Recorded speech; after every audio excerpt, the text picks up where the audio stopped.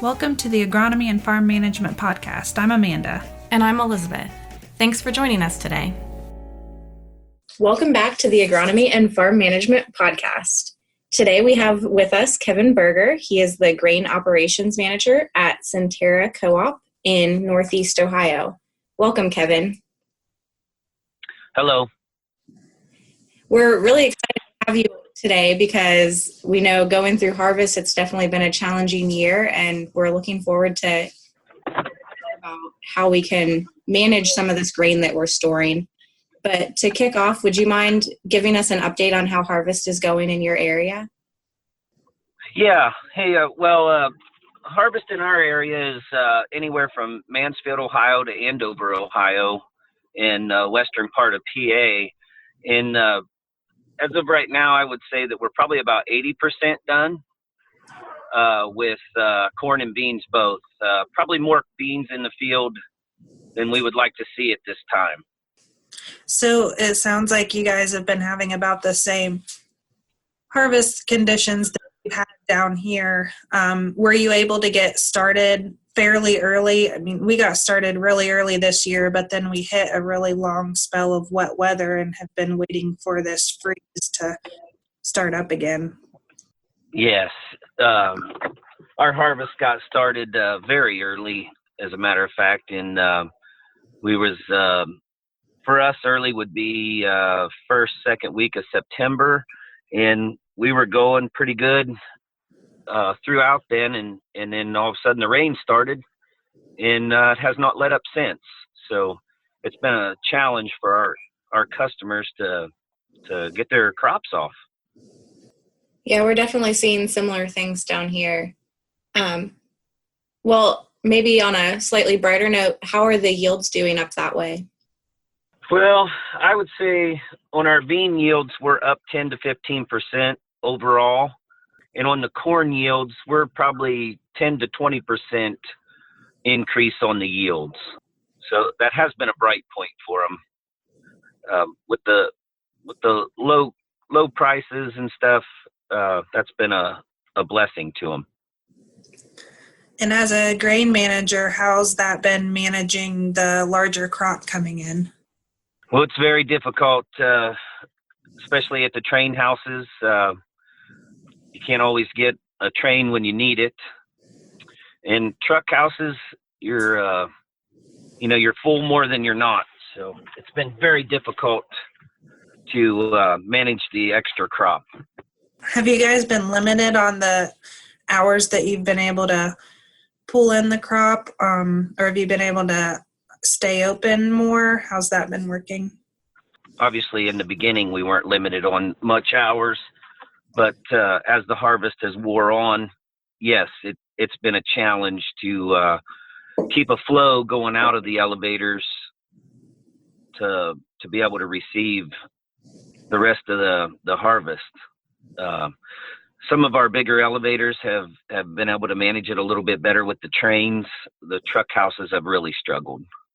Yeah, that's definitely been a challenge this fall. It seems like anytime everyone's all out running at the same time, and logistically a lot of guys are maxed out on how much they can store, and just figuring out where to go with it to move grain away from the combine has been probably, besides the weather, the biggest challenge we've dealt with this fall.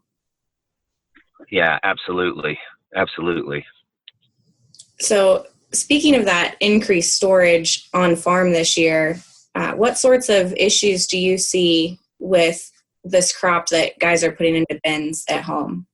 Well, with the corn, I don't foresee anything. Our quality on the corn has been very good this year, so I don't see it being an issue on the corn side. It's the soybean side that concerns me. We got probably a lot more farmers carrying more soybeans than normal, and with the moistures being much higher than they were in past years that we've stored soybeans, it's going to definitely create some challenges storing the beans.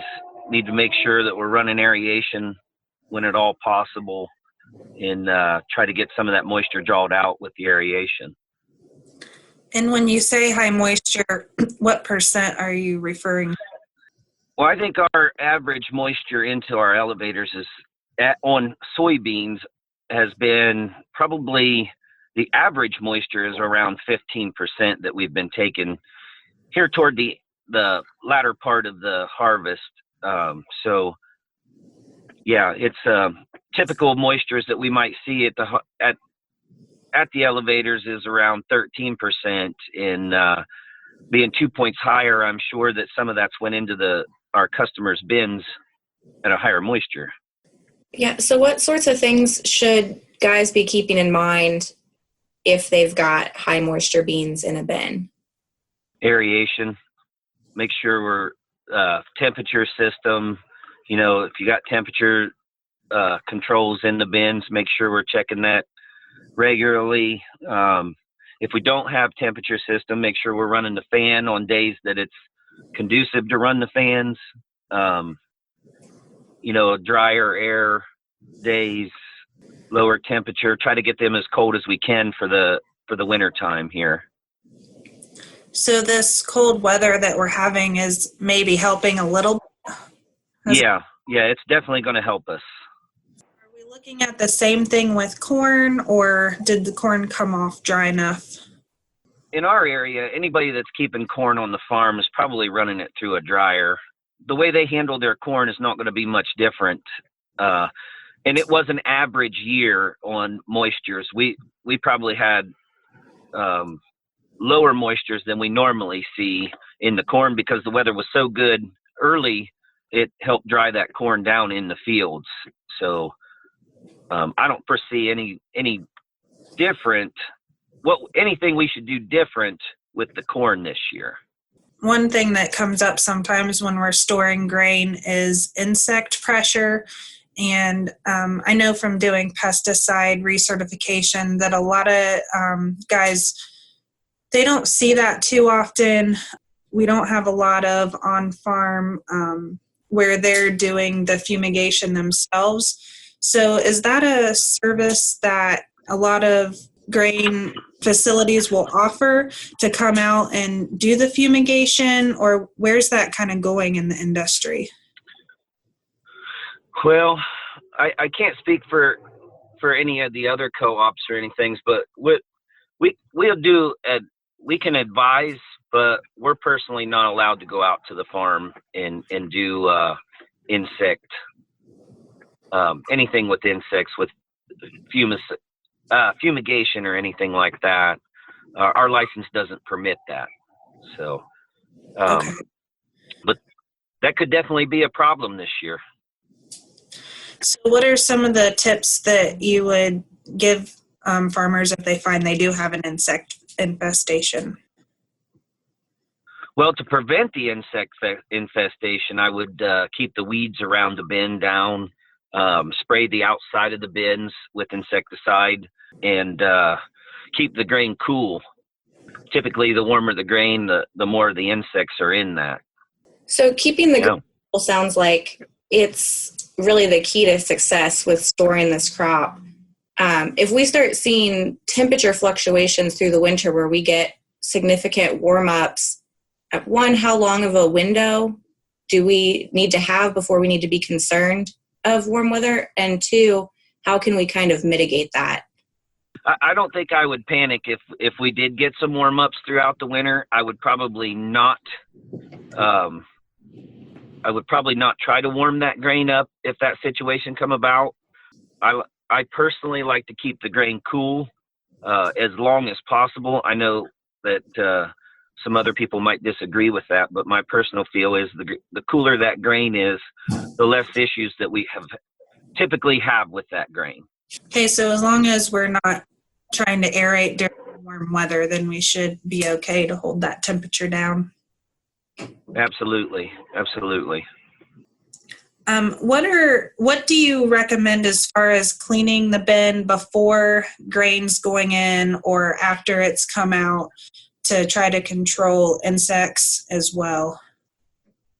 Typically, what we'll do is before we put grain in there, we have it's called tempo, and it has a residual toward insects, where we'll spray the inside of those bins down with that. And the other thing is that to make sure that underneath your aeration floor in your bins that you keep that clean under there. About once every 2 to 3 years, pop the floor up and get down in there and clean that all out of there. That'll help you tremendously in eliminating the bug issue. And also making sure that any residue, kind of crusted grain material around the edges, I know it can kind of build up down in the seams and corners as well. Yeah. Pre-cleaning is very big, making sure that you got all that off the walls and anything hung up, knocked down, and taken out of the bin. That's for sure. So I know some guys have started their own grain piles. So do you have any tips for people who are storing grain outside of a bin for the winter? My biggest tip would be don't do it. But Too late. I know it's way too late. I just don't get too comfortable with it. I know these ag bags are a big thing now. You get a little leak in them, and it can be a bad situation. Keep the aeration on them. If you have covers on them, that's a typically we're putting corn out on the ground in Ohio, and they have aeration on them to suck the tarps down to the top of the grain, and I just would not shut those fans off. I would leave that run constantly. Air movement through that grain is going to help that tremendously. Do you have any idea like how that works compared with a bin as far as keeping the moisture out, or, if they didn't get the pile covered, does the water move down through the grain? I mean, I am more familiar with manure stockpiles where you kind of get a crust on it and the water will roll off of those. But with grain, with it being such large particles, I'd think that you'd get moisture down through there pretty easily. Yeah. I mean, if you don't get it covered and you get some rain on it, it's going to go down through the corn. I know about 5-6 years ago, we put out a 1,000,000 bushel corn pile in not one of my finer times. The tarp had blowed off. We lost electricity and the tarp had blowed off of it. And we had to sit there for about a month and a half and watch that thing get a crust on it. And once we, it ended up costing us a little bit, but in the end, about 98% of that corn came back, and we were able to save 98% of it. So it wasn't terrible. It will form a crust, and you put the aeration on the same way. So Kevin, kind of switching gears, what's it been like as far as grain movement out of the facility since we've had these lower crop prices and tariffs in effect? Have you seen much difference that way? Yeah, not so much the price being a problem. It's been more of a logistical problem with the railroads and things, being able to get a train. We had multiple trains sold for the harvest time, and really could not get those trains to the facility quick enough to help us out at all. So I know during our bean harvest, we sat around for about 10 days waiting on a train to show up. That was almost a month late. So it's been a big challenge for us. So is that there's too much competition for the trains, or what's causing that issue? I'm not real sure, because I'm not sure that you ever really know what the problem is. I think it's weather. Weather has a lot to do with that also. We could get trains hung up in the south for export. A lot of our beans go to export, and you could get trains hung up because of weather down in the south, and especially harvest time of the year, there's a lot of weather issues down that way. So I think that's part of the problem. Okay. Yeah, that makes sense. I never really thought about that. I guess if they go down there, there's a hurricane and there's no ships to load onto, then they're probably stuck waiting until that clears out. Yeah, and when those trains get behind, we're the we're the first ones to feel the effect and the last ones to get relief from it. So Yeah. Yeah, that's got to be a challenge. So do you think there's been more on-farm storage this year, or has it been hard to tell on your end just because there's a bigger crop, more crop to go all sorts of directions, I guess? well, I think yes, I think that there is more crops being held on the farm this year than in past years. Yes, I think we're using some bins that we haven't used in a while because of the prices. Mm-hmm. And do you guys offer storage on your facility where farmers can pay you per bushel to store it? Yes, we have called a delayed price storage. So have you seen them utilizing that more this year? I have seen an increase in that this year, yeah, but the prices obviously went up this year because of that problem, being that more people wanted to wait for some time to, that having to store that grain is a cost to the elevator for sure. So, Right. Any other advice you can think of to keep our grain in good condition as we start to wrap up here? yeah. Well, I know when we put grain in the bins, we typically tend to forget about it a little bit, but just make sure that we're keeping that in the, keeping that on the top of our minds because obviously it's very costly if we have grain go out of condition, and this could be one of those years where we could see some beans get out of condition because of the moistures that we were having to bin them at. So I would say that farmers and elevators alike need to make sure that their aeration's in good shape and make sure they're running it when they can. Yeah, and keep an eye on it. And if they start to see some changes, maybe they need to move it out of their facility fairly quickly. Yeah. I was discussing this with the merchandisers, and it would be nice to be able to keep a steady flow of this stuff moving this year, more so than other years. I know we store grain for a long time and try to move it at the best time, but it would be nicer to continually move some of this grain this year just because of the higher moistures and things that we bin. These soybeans are the ones that I'm most concerned with.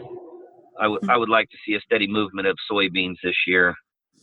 So if the farmers out there and they've got some in their bins, it's not going to hurt anything to move one here and there to make sure that we're keeping good air and the grain's in condition. Yeah, that's a good plan, and hopefully we'll see some price relief here that might trigger that on the farm end too. Right. Well, we appreciate you taking time to talk to us. It was good to get an update from up your way. We hadn't talked to anyone yet from that direction. And thanks again. Yeah, thank you, and I hope this helped. So before we leave you today, we just want to promote a few programs we have coming up. Related to grain storage somewhat is a grain marketing series that we've been working on the curriculum this past summer and are excited to announce there are several locations in Western Ohio.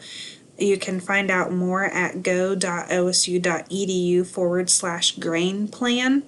And that is a 3-week program, so once a week for 3 weeks, 2 to 3 hour sessions, and it's $45 a person or $60 for 2 from the same farm. The other event coming up is Precision University In-Season Decisions.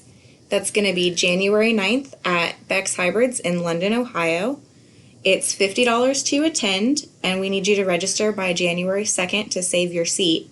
And it's going to be a great program with experts from around the country coming to share information on the latest equipment and technologies to help you make better decisions during the growing season. So we hope to see you at any of these events, and check the description for the links.